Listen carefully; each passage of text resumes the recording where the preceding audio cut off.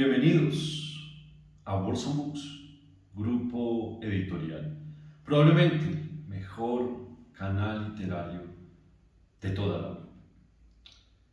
En nuestro especial, en los especiales que ha creado la editorial para ustedes, hoy tenemos Elecciones Colombia 2022.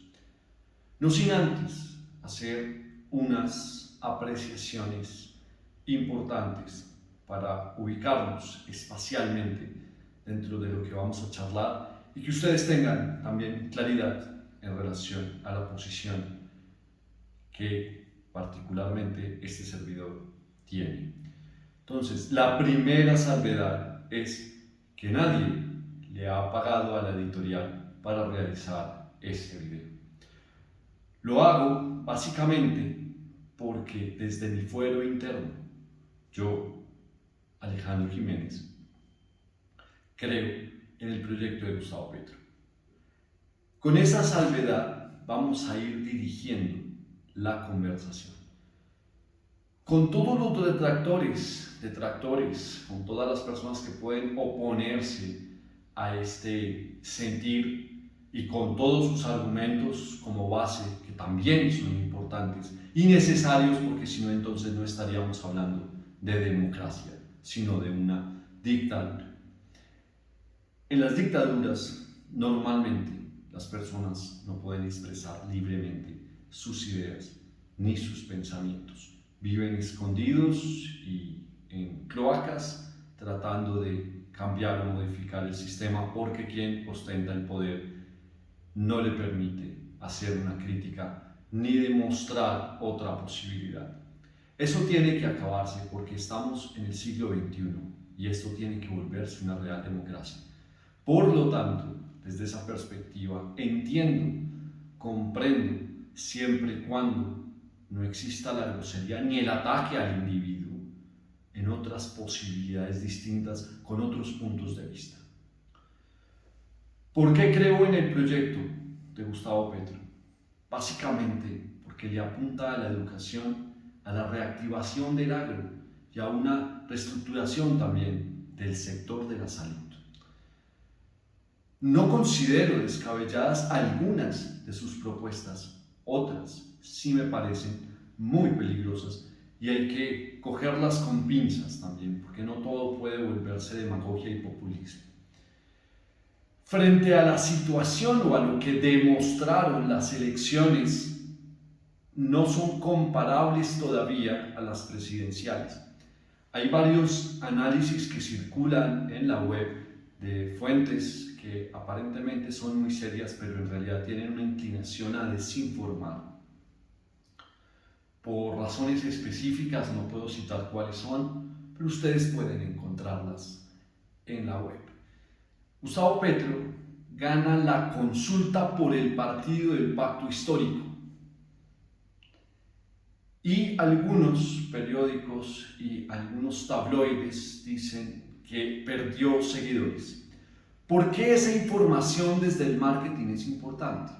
Porque desmotiva a los votantes y los lleva a pensar que no es posible la victoria o no es posible la consecución de una oportunidad para el país. Ya vamos a ir desilvanando todo esto y vamos a ponerlo en contexto.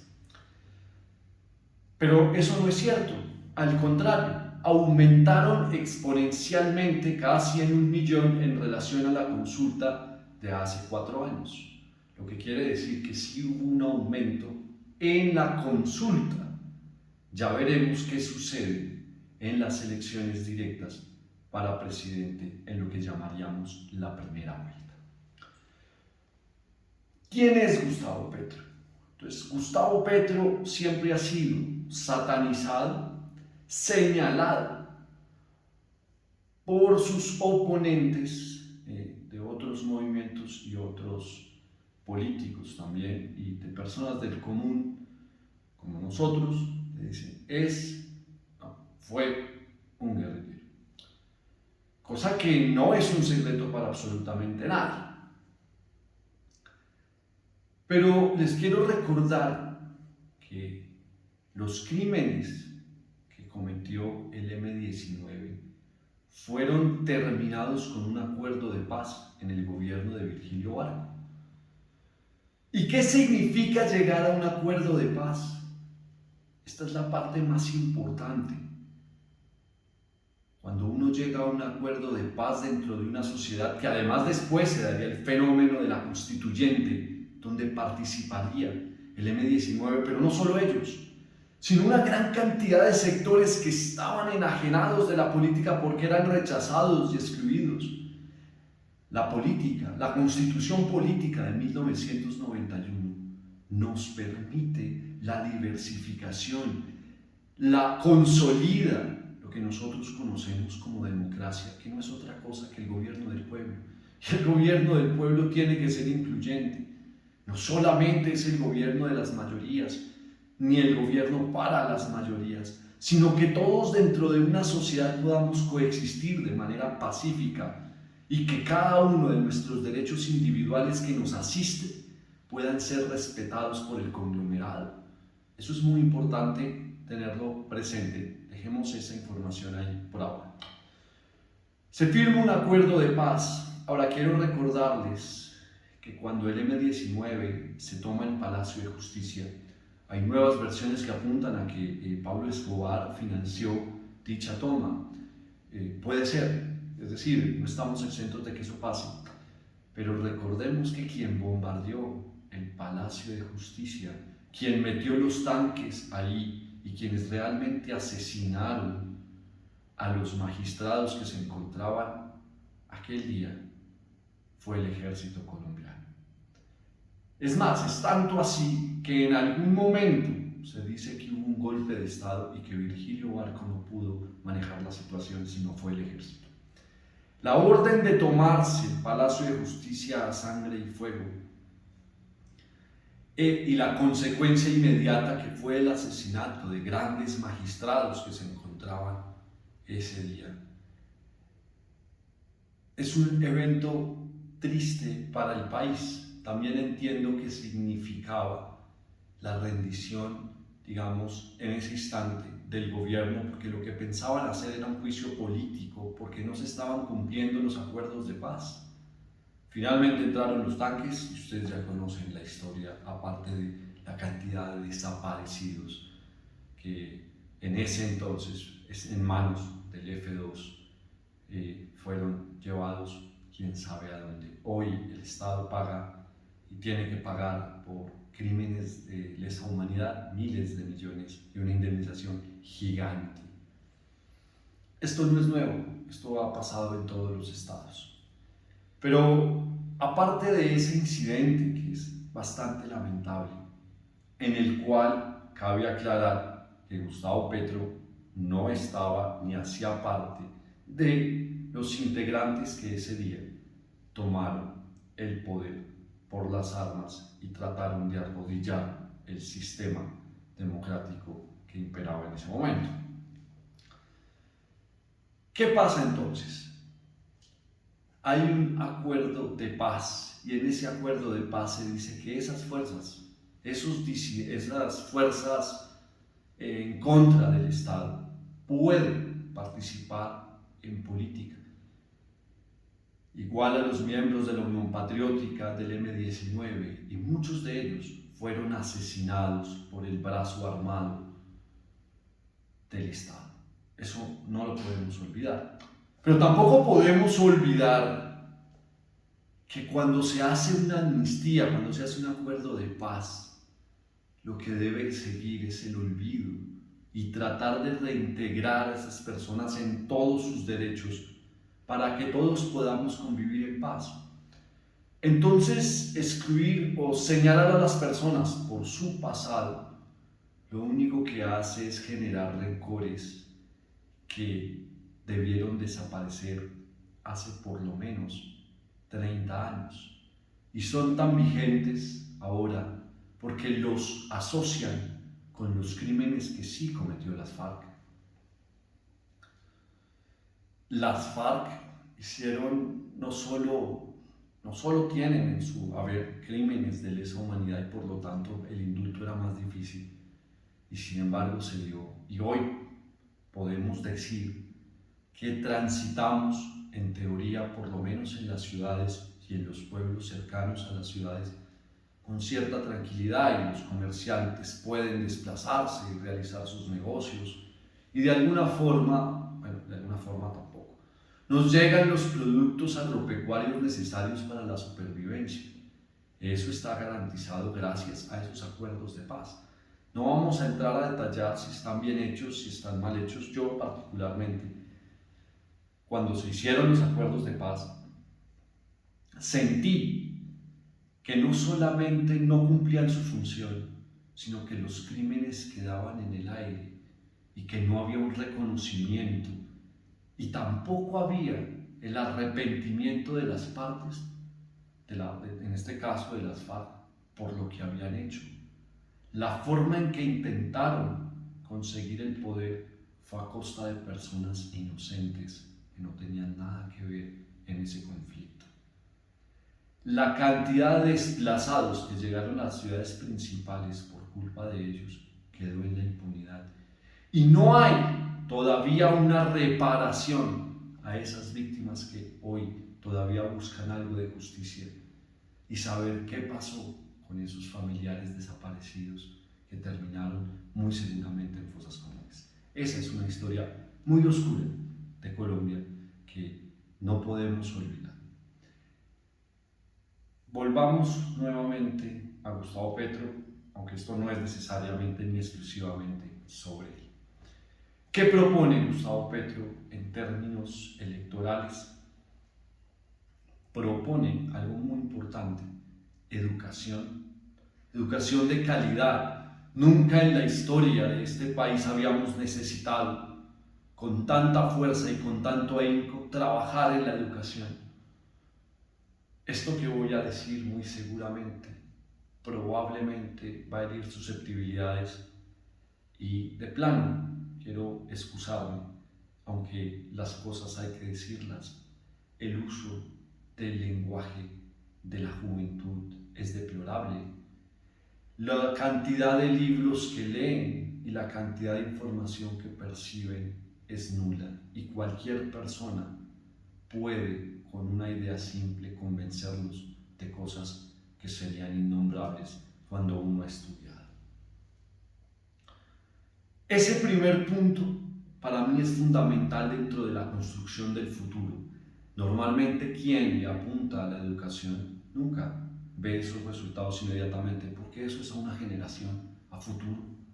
Pero es una inversión necesaria, tenemos que hacerla, no solamente desde el punto de vista técnico, desde el punto de vista universitario, desde la mejoría de las clases en las aulas, desde la inclusión, desde la posibilidad de que el mayor número de niños, niñas, de adolescentes y de jóvenes puedan acceder a todos los niveles de educación sin ningún tipo de restricción. Garantizar eso es fundamental para el desarrollo del país. Creo en la reconstrucción del campo, de la agronomía. Es fundamental invertirle, porque nosotros somos un país, a la gente le duele que lo digan, a algunos les choca pensar, pero este es un país de agrícolas, es un país agricultor, es un país que tiene todo lo necesario para cosechar los mejores productos. Nosotros podemos convertirnos, guardadas las proporciones, en un granero para el mundo. Tenemos todo lo necesario, tenemos los espacios, tenemos esos maravillosos campesinos que se levantan al alba y cosechan las manzanas, que cosechan el café, que cultivan la papa, que todos estos productos que necesitamos para el consumo diario, que nos pueden hacer mucho más baratos los costos, y los estamos dejando de lado. Estamos importando productos, estamos trayendo productos de otros lados, y eso en un país que tiene todo para convertirse en una potencia agrícola es muy triste. De pronto los citadinos en sus avatares diarios, en su oficina, en sus autos, en su comodidad, de pronto no alcanzan a visualizar, porque es solamente ir a la tienda y adquirir el producto. Pero esos productos son de esta tierra, de esta misma tierra, cosechado por hombres valientes, que a pesar de las adversidades de la especulación de precios, hacen su mayor esfuerzo para que el producto llegue a nosotros. Y ellos no son los que se están volviendo millonarios. Ellos no tienen las arcas llenas, como sí lo tienen los especuladores y los intermediarios. El tercer punto es que creo profundamente en la erradicación de la corrupción. Siempre, en todo estado, van a haber, llamémoslo, incentivos para negociar ciertas cosas, para obtener prebendas. Desafortunadamente eso existe y está más marcado en América Latina. No debería darse, porque la función del político es servir al pueblo y servir de tal manera que redunde siempre en una mejor sociedad.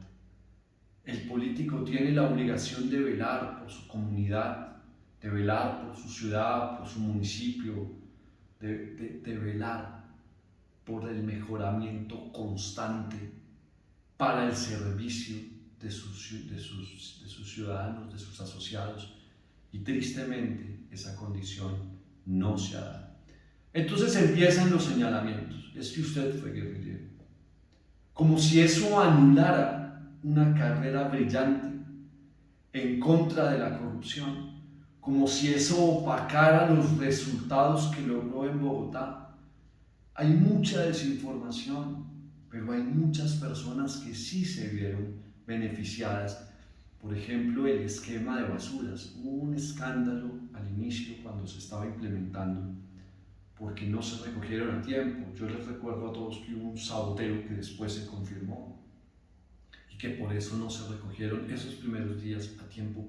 Pero una cantidad de recicladores que no tenían una vida digna ni un trabajo estable, que no conocían esas condiciones, les cambiaron sus carrozas de tracción animal por unas de motor para que pudieran cumplir con su trabajo, para que lo hicieran mejor, y además el Estado les daba y les garantizaba su trabajo, en este caso la alcaldía, la empresa de aseo, y esto lo desmantelaron, y era una orden de la Corte Constitucional, estaba en una jurisprudencia, y aún así, después, cuando llega Peñalosa, eso lo botan a la basura y desafortunadamente se volvió un caballo de batalla para decir que era un mal administrador. Les recuerdo que la empresa de ETV subió sus índices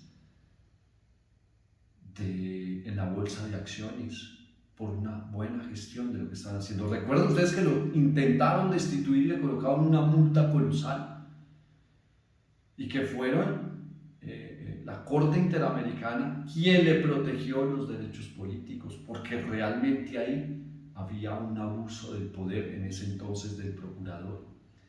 Todas estas cosas nublan, enlodan el trabajo que se ha hecho. Disminuyó en las horas valle los precios de Transmilenio. Creo que eso era muy necesario y justo en ese instante.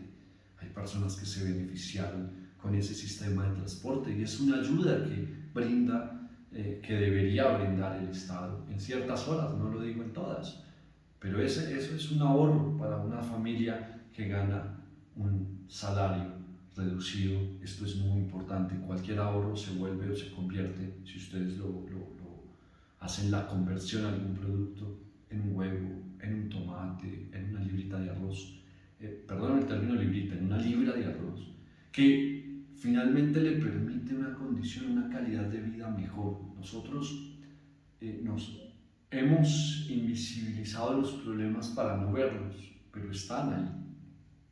Y eso finalmente, ¿dónde termina viéndose? En violencia, en inseguridad. No es una justificación, nada justifica el robo, nada justifica el atraco, nada justifica el daño a los bienes ajenos. Pero cuando ustedes no tienen más salida, cuando las personas no pueden acudir o acceder de otra manera, hay algo que hacer porque la familia no se puede morir de hambre.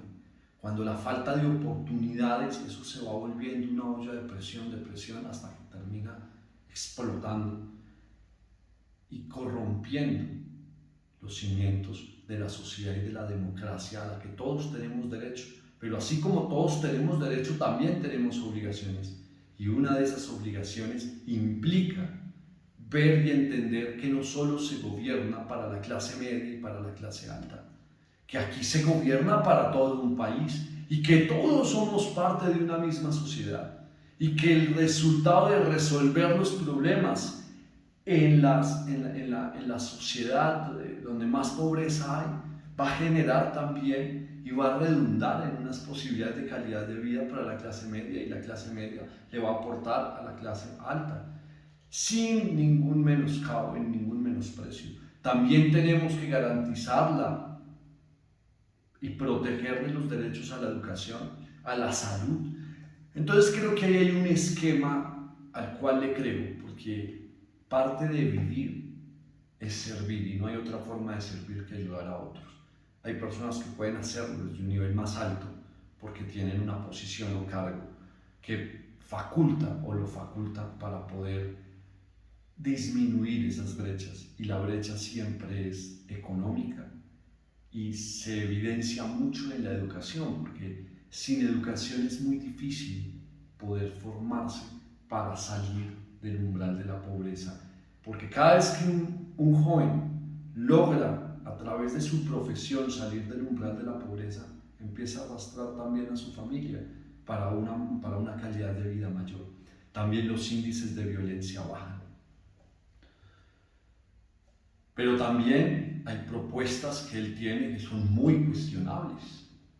Y vamos a hablar entonces de cuáles son. Independizar, quitarle la independencia al Banco de la República para emitir dinero es un acto irresponsable. Independientemente de cómo lo plantee, independiente de qué arengas le coloque y qué adornos, eso es una falacia y es populismo. Porque si el Banco de la República pierde su autonomía, el gobernante de turno, diría alguien, el inquilino de turno de la casa de gobierno, puede imprimir dinero a voluntad. Y si lo hace, normalmente el efecto inmediato es que si hay mucho dinero circulando, los precios van a aumentar, y a eso lo vamos a llamar inflación. Lo que quiere decir que no importa cuánto dinero tengamos, el consumo se va a hacer mucho más alto porque ese dinero no está respaldado, pierde su valor. Colombia no tiene cómo respaldar eso, y lo único que puede hacer en el tiempo es endeudarse, y quienes terminan pagando esa deuda, pues nosotros como sociedad. Esa es una propuesta muy peligrosa, y quiero recordar que esa propuesta fue una de las que había presentado Chávez. Otras propuestas que también me resultan poco inteligentes,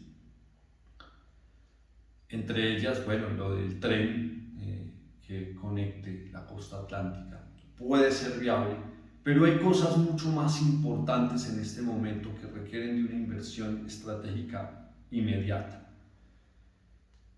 Lo de la salud, de traer médicos de Cuba, eso también tiene que caerse, porque esa también era una propuesta que Chávez, en el estado fallido de Venezuela, que hoy es un estado fallido, tampoco es viable. Yo pienso que hay que invertirle, si se quiere, en ese sistema de salud y asistencia a la casa. Hay que invertírselo con los médicos que tenemos aquí, con la tecnología, con los estudiantes que hay aquí. Eso podría hacerse a nivel de prácticas.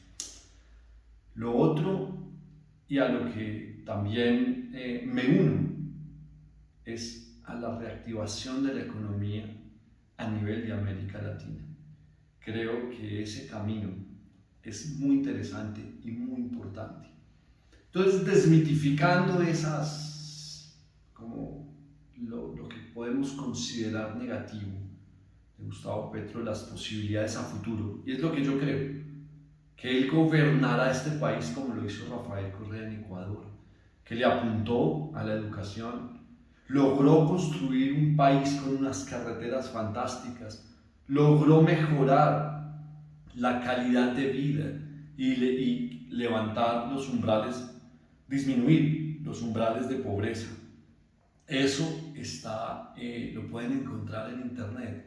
Los índices que aumentó Rafael Correa de la economía mejoró muchísimo, sus exportaciones, sus importaciones, inclusive llegó a dolarizar la economía y eso le dio una apertura más grande porque le permite que su moneda sea mucho más fuerte y esté respaldada directamente por una moneda extranjera como lo es la norteamericana.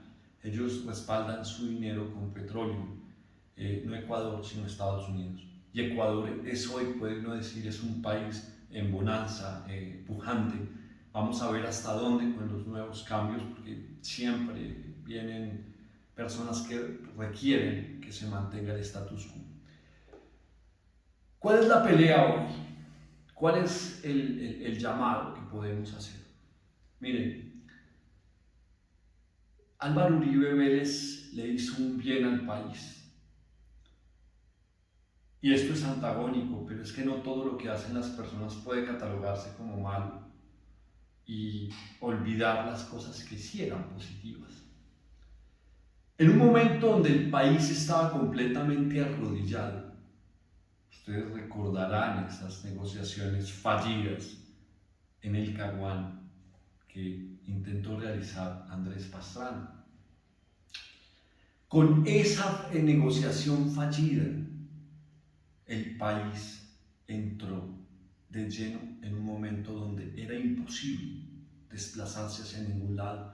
Los productos no llegaban porque eran interceptados o tenían que pagarles para que los dejaran transitar. Esto empezó a generar una desconfianza profunda en los inversionistas extranjeros y por lo tanto una caída en la economía nacional y una falta de credibilidad en lo que podía ser el país.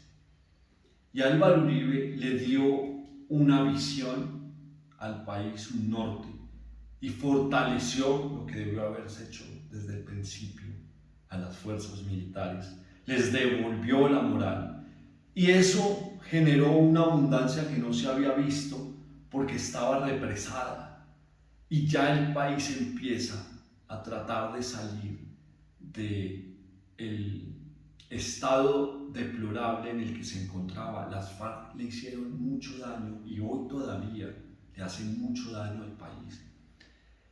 Pero Álvaro Uribe trajo consigo también algo que es terrorífico. Esto no lo trajo él directamente, esto viene desde Samper en el año 1994, ustedes recordarán el proceso Chomí, y ahí empieza a entrar el dinero del narcotráfico a las arcas del Estado. ¿Y qué traduce eso? En palabras simples y castizas, que el Estado colombiano se vuelve un lavador de dinero del narcotráfico. El narcotráfico durante mucho tiempo lo había hecho con acerías, lo había hecho lo hizo con negocios, pero claro, la cantidad de dinero no es la misma que la que puede hacer lavando y haciendo negocios directamente con el Estado. El Estado se volvió un lavador de dinero del narcotráfico. ¿Quién auspicia esto? Ernesto Samper. Desafortunadamente, ahí empieza a filtrarse el dinero del narcotráfico. Que esa era la pelea real de Galán. A Galán lo comparan con Gaitán, pero Galán no tenía la visión de Gaitán. No era un hombre de izquierda. Era un hombre que tenía los principios y que tenía claro que si el dinero del narcotráfico entraba a las arcas del Estado, el Estado perdía el poder que tenía de decisión y de salvaguardar sus instituciones y ponerlas en aras, en funcionamiento de los ciudadanos. Esa era la pelea de Luis Carlos Galán. Y él, desafortunadamente, va a perder junto con Lara Bonilla, van a perder la vida por ese ideal.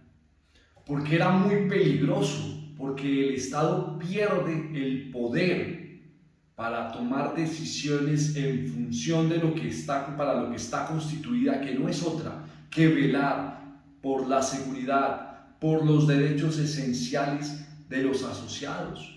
Y hoy el Estado, hay que decirlo, gobierna para unos cuantos. Y Álvaro Uribe se vuelve la representación del poder absoluto, del narcotráfico, del dinero del narcotráfico. Él no es, como todos quieren hacerlo ver, un mafioso, en el sentido extenso del término. Él no es un narcotraficante, él es un lavador de dinero. Y su función al llegar a la presidencia era que ese dinero pudiera pasar por el Estado y salir a la luz pública y convertirse en dinero limpio. Eso es, y ese ha sido el problema. La corrupción en Colombia está, desafortunadamente, desde su raíz, desde el funcionario más pequeño hasta el alto ejecutivo, hasta el presidente de la República, porque todo no está comprado, el dinero del narcotráfico está presente y opera ese famoso trato que podemos recordar en la película del Padrino, de te doy X cantidad de dinero o un disparo en la cabeza. O recibes el dinero que te estoy dando para que hagas lo que yo digo, o un disparo en la cabeza. Creo que existe una posibilidad de que esto se acabe. Ahora, hablemos del pacto histórico.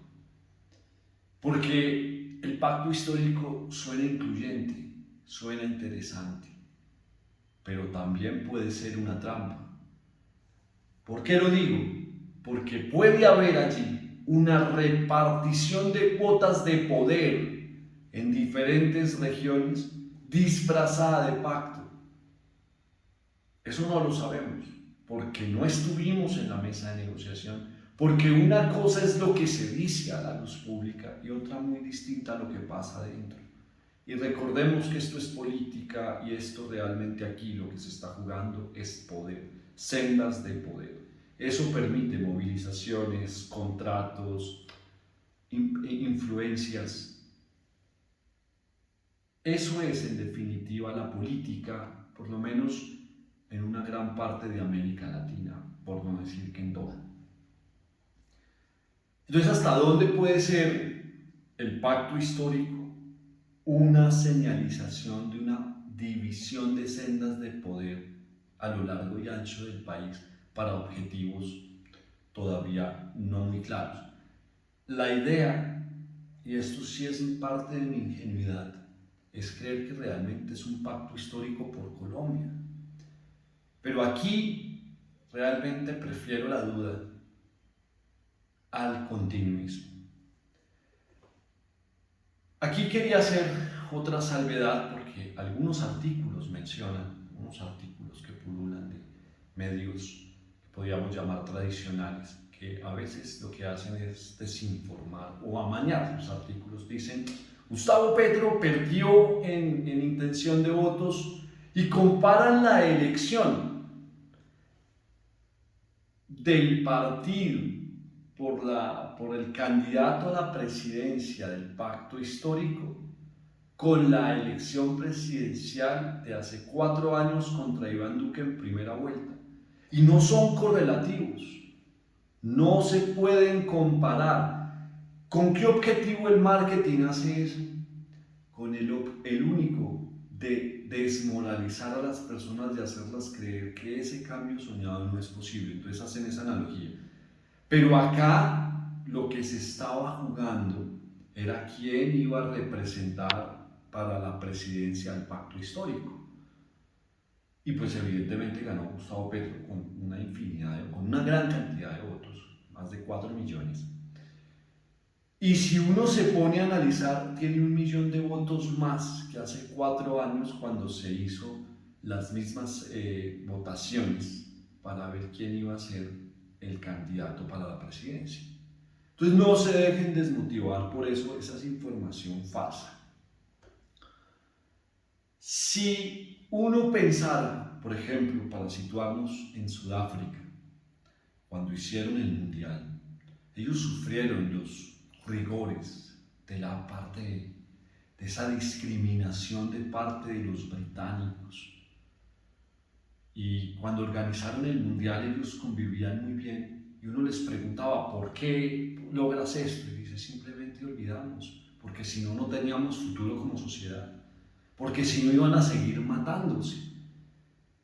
Eso es lo primero. Entonces, entender y seguir diciendo que Gustavo Petro fue un guerrillero, pues no le quita en absolutamente nada los 30 años en los que ha venido tratando de desenmascarar, porque esa es la palabra, a todos los que han cogido el poder que otorga el Estado y la sociedad encabezado de sus representantes para que estos le cumplan al país.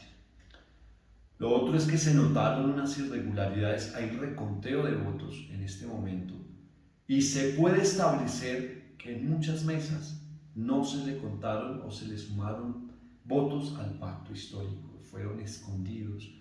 Esto demuestra, aquí lo grave no es que sea 1, 10 o 1000, eso es irrelevante, es la acción en sí, porque quiere decir que nuestras instituciones no son confiables.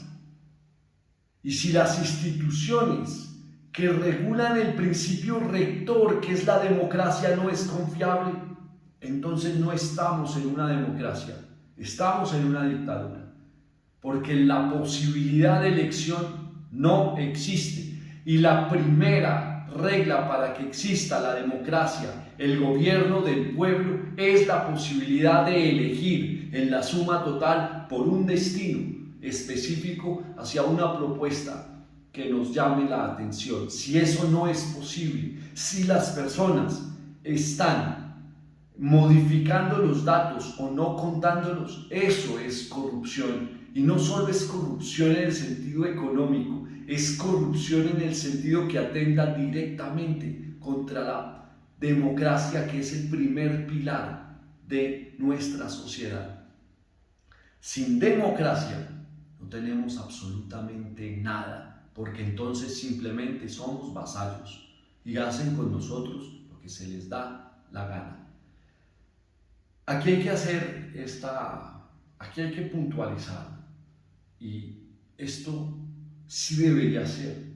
Si nosotros salimos a pelear por la educación, por la salud, por las alzas en los combustibles, si somos capaces de esto, hay que hacerlo con vehemencia contra las instituciones que pretenden oprimir el concepto de democracia. Porque cuando oprimen el concepto de democracia están destruyendo el concepto de libertad, que es la razón fundamental por la que coexistimos entre todos, la libertad de permitirme pensar en un cambio o en una dirección distinta y de decirlo sin que nadie tenga el derecho de atentar contra ese principio.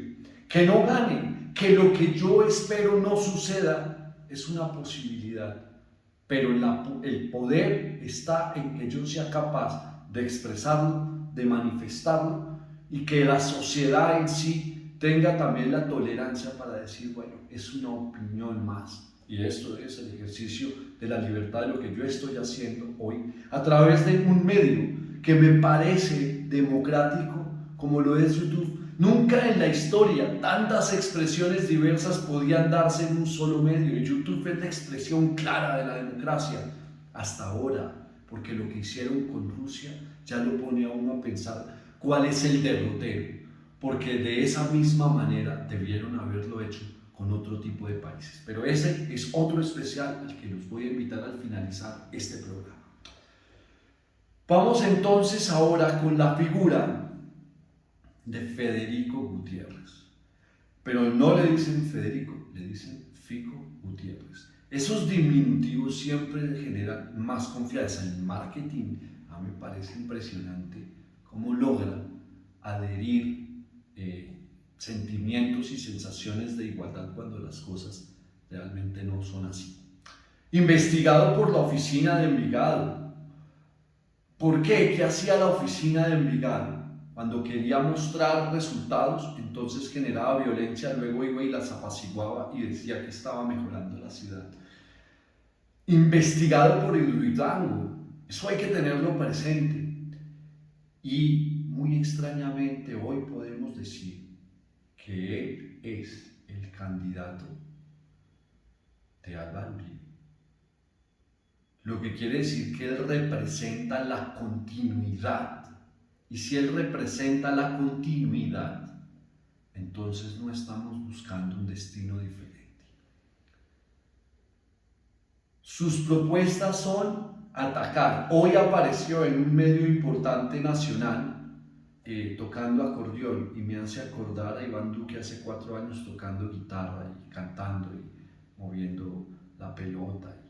No iba a los debates, no podía asistir, el conocimiento no le daba para esto. Este señor asiste y ataca. Porque es atacar siempre en una teoría simplista implica golpear al oponente y como dejarlo fuera de base. Gustavo Petro en ese sentido ha sido inteligente y ha logrado manejar esas situaciones. Bueno, Sergio Fajardo. Yo pienso que Sergio Fajardo tiene falencias estructurales, puede ser un buen matemático, puede ser un buen catedrático, un buen catedrático, pero no considero que tenga el carácter para dirigir un país. Esto se necesita una firmeza tremenda si se quieren realizar cambios profundos, y Colombia necesita cambios profundos. Los jóvenes le creen, un sector importante de la educación le cree. Internacionalmente tiene una imagen impecable, porque el hombre sí es un estadista y está muy bien preparado.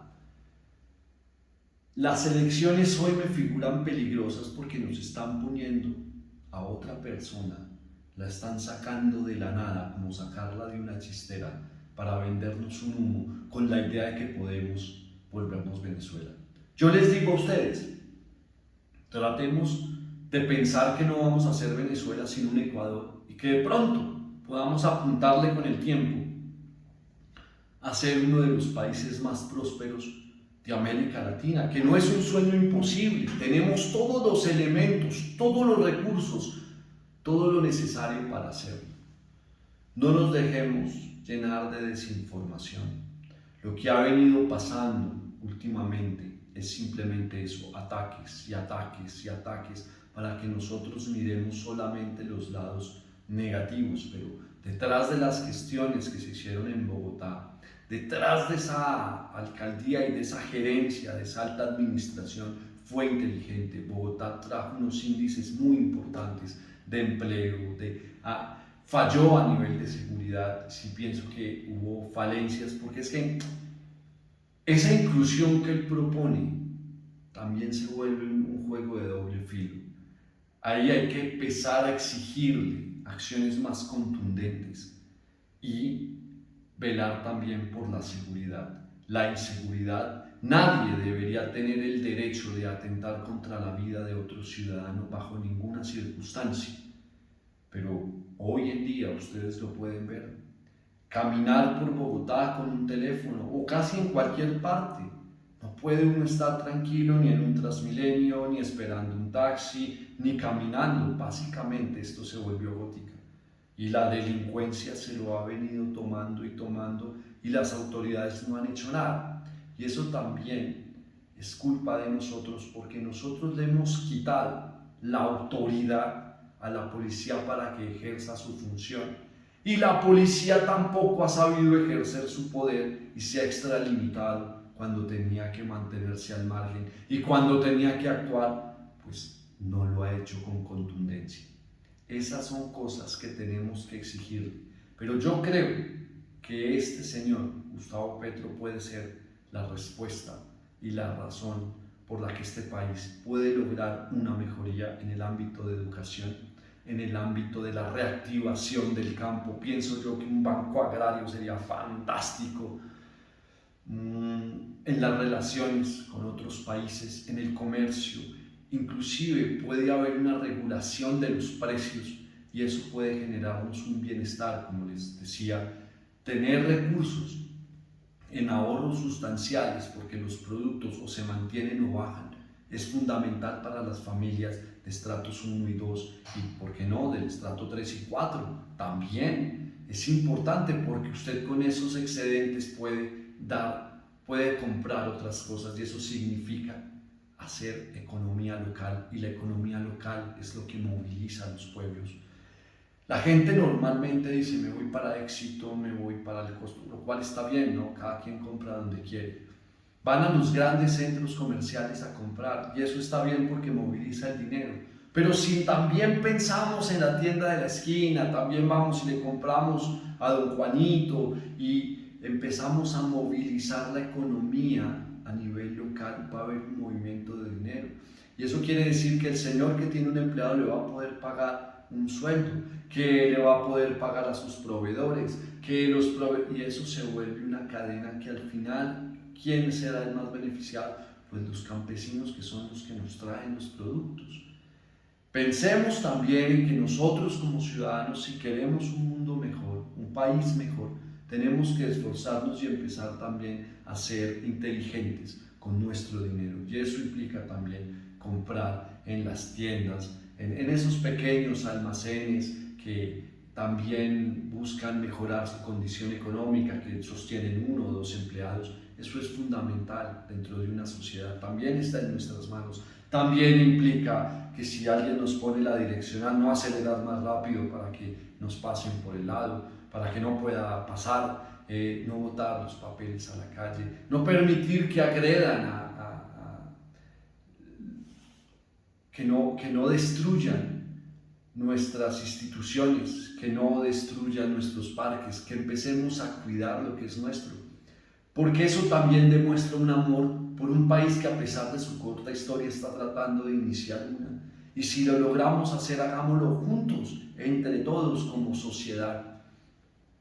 Ese cambio lo podemos lograr nosotros desde nuestra casa, reciclando, enseñándole a nuestros hijos, no utilicemos más paquetes, tratemos de utilizar bolsas reciclables, no botemos papeles en la calle, seamos cívicos, saludemos, respetemos los semáforos, si vemos una injusticia denunciémosla, porque es que ese es el deber ser de nosotros dentro de una sociedad.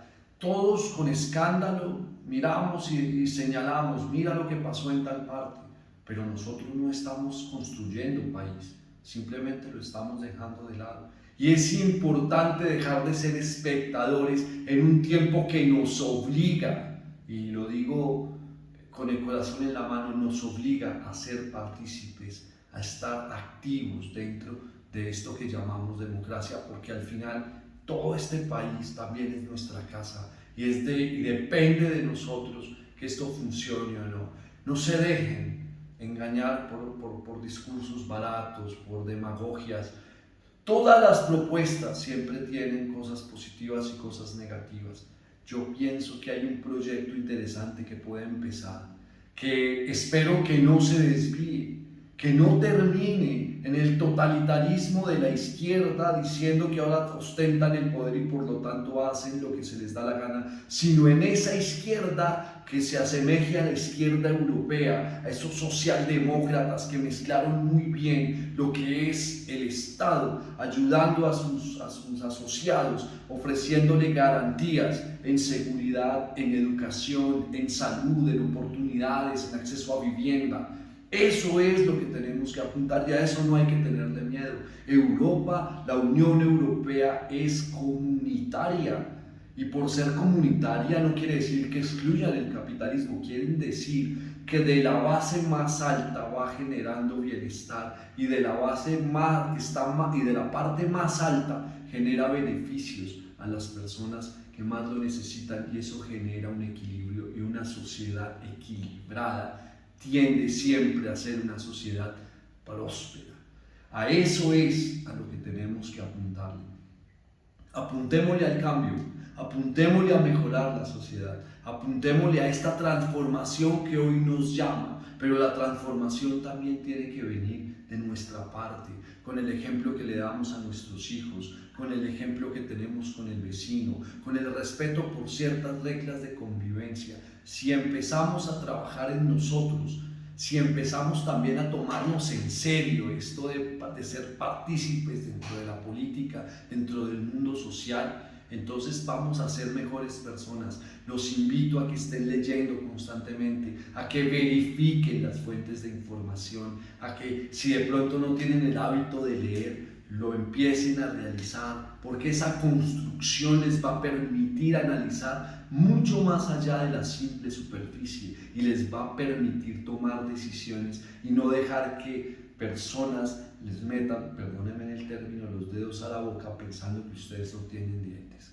Solo hay una forma de afilar los dientes y es leyendo, aprendiendo a interpretar lo que se lee y con ese conocimiento empezar a construir lo que será una cultura ciudadana para un país mejor. Pero eso no pueden hacer tampoco, ni son milagros que aporta el político de turno, son cosas que nosotros nos vemos, o sea, que está en nuestro ser poder lograr. Las pequeñas acciones dan la vuelta al mundo y empiezan por nosotros. Si vemos un papel en la calle, pues detengámonos un momentico y lo recogemos. Si vemos que alguien está golpeando a otra persona o que la están robando, entiendo el miedo y el temor que nos causa, pero unámonos entre todos y ganémosle a los bandidos. Este no es un país de bandidos, como nos lo quieren hacer ver. Este es un país de personas trabajadoras que salen todos los días desde muy temprano, hacen largos viajes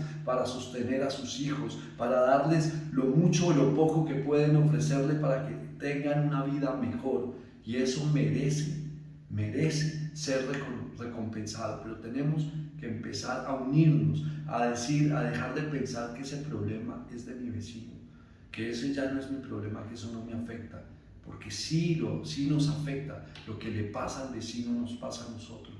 De pronto no nos estamos dando cuenta, pero si abrimos los ojos, ahí está la respuesta. Nosotros también podemos ser partícipes de una sociedad mejor. ¿Por dónde se empiezan los cambios? Por casa. ¿En dónde se notan? En las elecciones. Y si los representantes que hemos elegido no cumplen con sus promesas, hay que destituirlos y tiene que volverse una obligación. Alguien que se roba 70.000 millones de personas no puede, 70.000 millones de pesos, no puede andar por la vida caminando, porque tranquilamente tiene que haber una consecuencia y la consecuencia directa es la cárcel y no puede ser defendida por el presidente ni por nadie. Tiene que pagar, no solamente responder por el dinero que se extravió, sino que tiene la obligación moral de responder ante los ciudadanos por el daño que les ha causado. Y eso no es otra cosa que la cárcel, y no la casa por cárcel, la cárcel. ¿Cómo se hace eso? Uniéndonos. Cuando en Alemania decidieron subirle a la seguridad social el 1%, le iban a subir el 1%. Salieron los estudiantes, hicieron una protesta en el Bundestag y en el Bundeswehr y cayeron todos y llamaron a elecciones, porque es que ellos están ahí por nosotros. Nosotros los ponemos en el poder porque creemos en ellos. Somos nosotros los que estamos en la obligación de hacer cumplir lo que nos prometen. Si no son capaces de hacerlo, entonces no sirve para el cargo. Hay que impedir que sigan llenándonos la cabeza con ideas que no van a llevar a la realidad. Si no la pueden llevar a la realidad, esa persona nos mintió y por lo tanto tiene que salir del poder y subir a alguien acorde a lo que estamos pidiendo. Somos nosotros quienes le otorgan el poder, que ese poder se vea, pero nos quieren fraccionados, divididos, señalándonos los unos a los otros para ponernos en contra como si fuéramos enemigos, y no lo somos. Somos hermanos de un pueblo que está buscando el camino para construir una historia sólida, no con estos bandidos que nos han querido meter en la cabeza que si elegimos distinto, entonces estamos acabados. Démosle una oportunidad, pero también empecemos a tener esa conciencia política.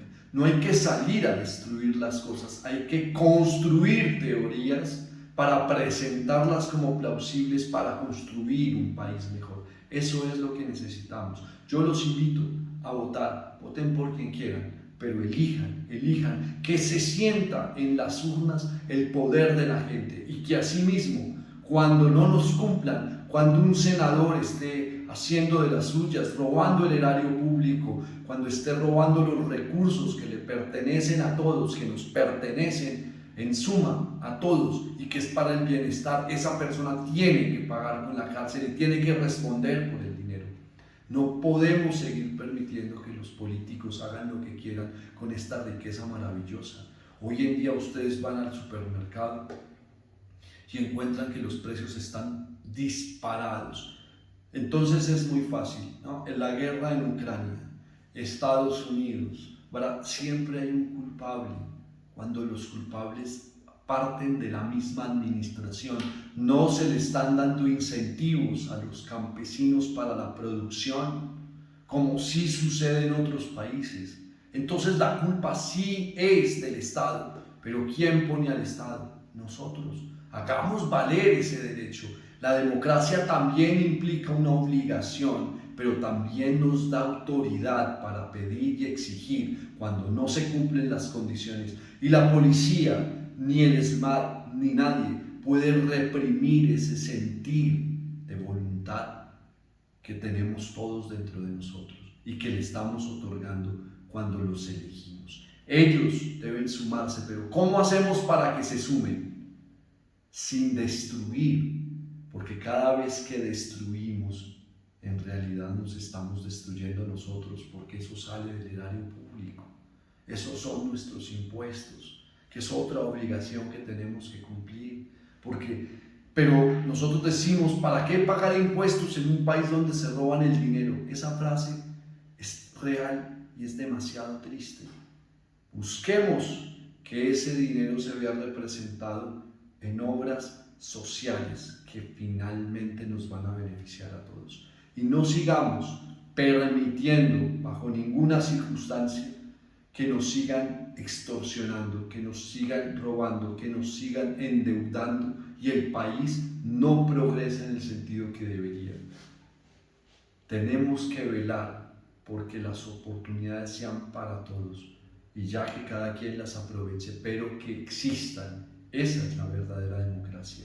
Tenemos que exigir también esa seguridad ciudadana. No pueden seguir matándonos, no pueden seguir destruyéndonos, no pueden seguir enemistándonos. Somos un solo pueblo y sea quien sea que quede, tenemos que exigirle que haga de este país un país mejor. ¿Quién puede exigírselo? Nosotros. Bueno, ese era un especial, una pequeña charla sobre lo que yo considero que debe ser hacia dónde debemos dirigir nuestra intención de voto y sobre todo exigir que este sea un país mejor. Yo creo en el proyecto del candidato que les he mencionado a lo largo del video. Ustedes pueden creer en quien quieran, pero lo que sí debe quedar claro es que si esa persona no cumple, no podemos enceguecernos y decir, no, y aprender a decir nos equivocamos. Pero también hay que salir a exigir y decir, usted prometió esto, esto es lo que queremos y por eso usted está en el poder. Usted está representando al pueblo y como representante del pueblo está obligado a cumplir su palabra ante nosotros. Si no puede, tiene que renunciar a su cargo y dejar el poder para alguien que sí sea competente. No podemos seguirles teniendo miedo. Son ellos los que tienen que tenerle miedo al pueblo cuando realmente nos unimos. Dejemos de dividirnos en opiniones. Que el día de las elecciones gane X o Y no importa. Lo que importa es que se concrete un proyecto histórico que mejore significativamente el país. Eso es a lo que tenemos que apuntar. Sea quien sea, su obligación es que este país sea mejor.